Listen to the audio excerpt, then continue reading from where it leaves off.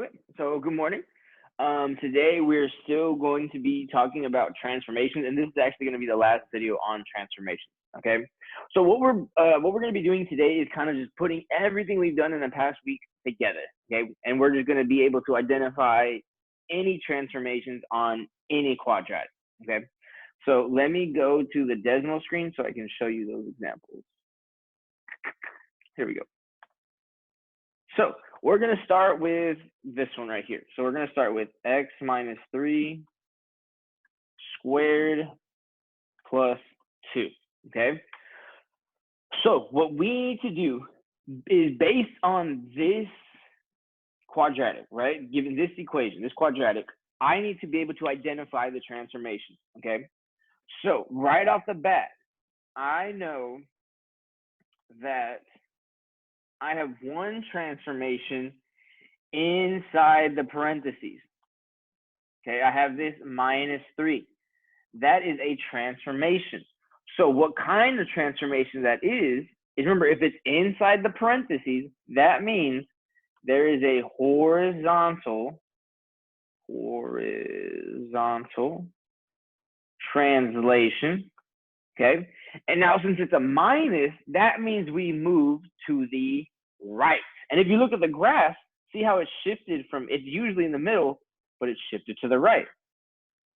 So it's a horizontal translation. Whoa, what happened? Horizontal translation, left 3 units, okay? Horizontal translation left 3, no, my bad. That should be right. Horizontal translation to the right 3 units, okay? Hopefully you caught that. Now let's see. Now going back to the equation, what other transformations are there, right? So then I look and I see these numbers in the back, right? So those numbers in the back are going to tell me that, put a little box on that. So those numbers in the back tell me that it is a vertical translation. Okay, now since it's a plus, that means I'm going up 2 units. Okay, so again, remember, if it's inside the parentheses, horizontal translation, right? If it's outside the parentheses in the back by itself, vertical translation. Okay, so horizontal inside, vertical is outside. Is there any other type of transformation that's going on here? Hopefully y'all would say no, because there's not. That's it. These are the only 2 things that are happening to this equation, okay? So those are the type of problems you're gonna see on the Google form on Thursday, tomorrow, okay?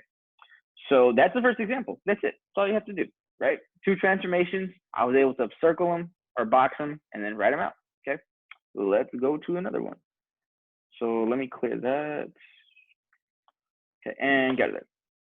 So let's go try another one. So the second example, let's say I have negative x squared plus 3, okay? So again, let's find our transformation. So the easy one here that I would say, remember that's the easiest one I told you yesterday, or 2 days ago, is when you have a minus sign in the front, okay?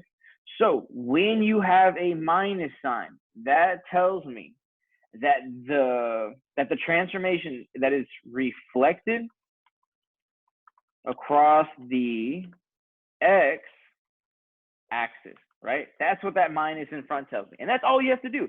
If there's a minus in front, it's reflected across the x axis. That's it. That's as easy as it is, okay? That's one transformation. There's another transformation on here that's also a pretty easy one. So for that one, remember, that is this plus 3 in the back. Ooh, I changed the color. Okay. So that plus 3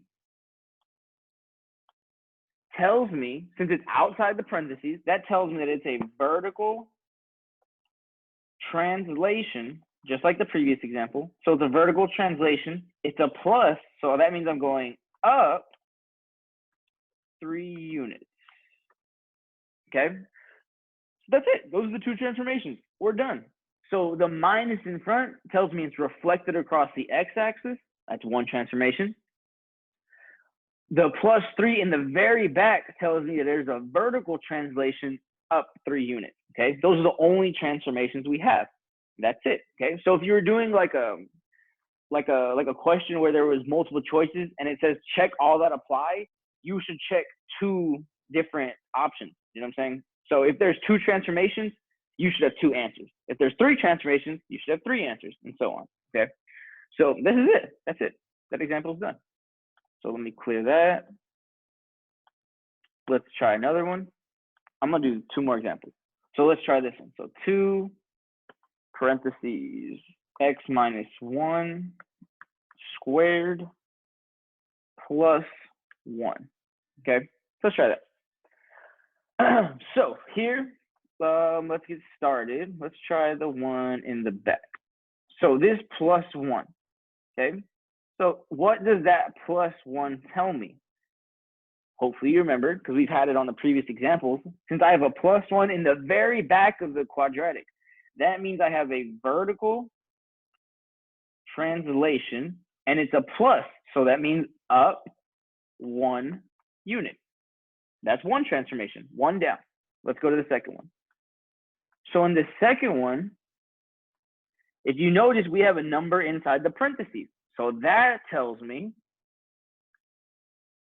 so a number in the parentheses tells me that I'm gonna have a horizontal translation. Now, since it's minus, that means I'm going to the right. So to the right 1 unit, okay? And if you look at the graph, right, see how it's kind of shifted to the right. So it's to the right, 1 unit, okay? And then finally, now we haven't seen one of these yet. Finally, you see that I have a number in the very front, okay? I have a 2, okay? So if you remember what that 2 tells me is, remember, if you have a number greater than 1, that means I have a vertical stretch, okay?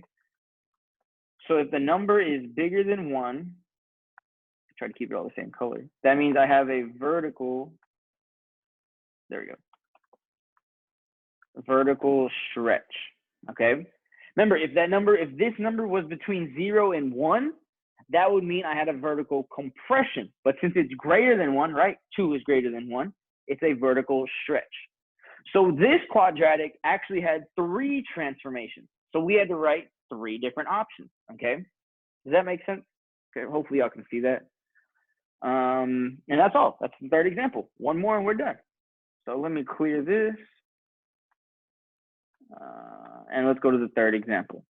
So this last one is going to be -1/2 parentheses x plus 3 squared minus 2. Okay, so this one looks like a whole lot of stuff, but we just go step by step and we'll be fine. It's not that bad. Okay, so first things first, let's start with boxing what transformations we have. So for this one, let's start in the back, right? I think the back's probably easier to start with. So if I start in the back, I have this -2. So since I have the -2 not in parentheses, right?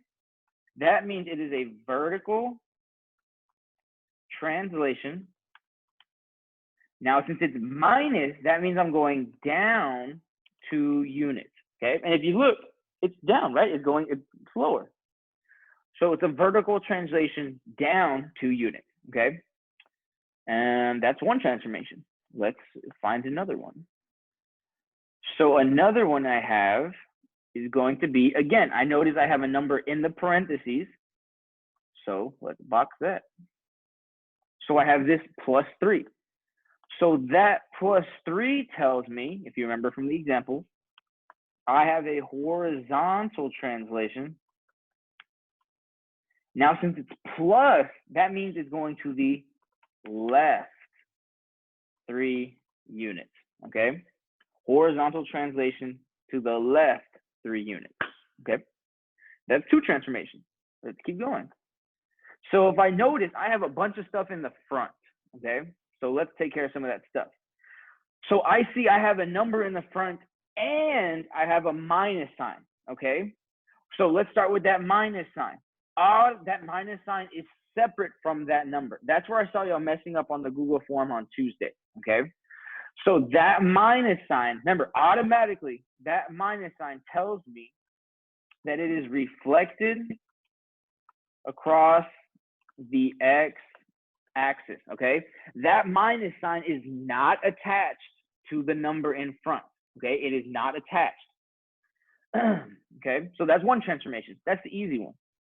Let's go back to that number, right? So I have the number, I have 1/2, okay?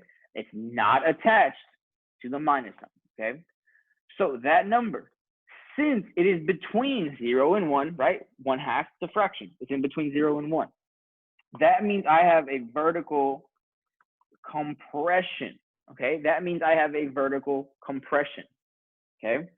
So for this one, you had a lot of stuff. This is as many as you're going to get.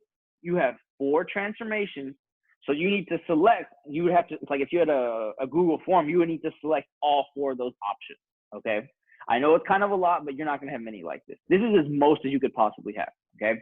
But the key thing to remember here is that these two are not, they're not the same, okay? Hopefully y'all good with that. So let me clear that one, and let me do one more, just so I can make that point clear. So if I have negative 3x squared, right? Something like that, okay? Negative 3x squared, that's it.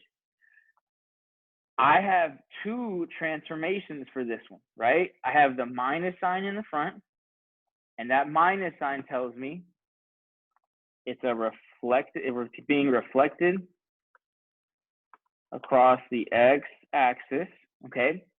And then now, again, just like I said, the number is separate. So this 3 is separate. And that 3 tells me, since it's greater than 1, it is a vertical stretch, okay? It is not a compression. It's because the 3 is by itself, and 3 is greater than 1. I think what a lot of y'all were doing is you were saying -3, and -3 isn't greater than 1, okay? And you were putting compression. That's not right. So the negative is by itself. That means it's reflected across the x-axis. And then the number is by itself. That's greater than 1, right? So it's a vertical stretch, okay? So that's it. That's about as tough as you're going to see on the Google form. It's not going to be today. I'm going to give you the Google form on Thursday. So you have a day to kind of watch the video and catch up on any assignments that you have, okay? So yeah, that's it. So watch this video, like and subscribe if you want, but you don't have to. That's kind of weird. But that's it. You have a good day.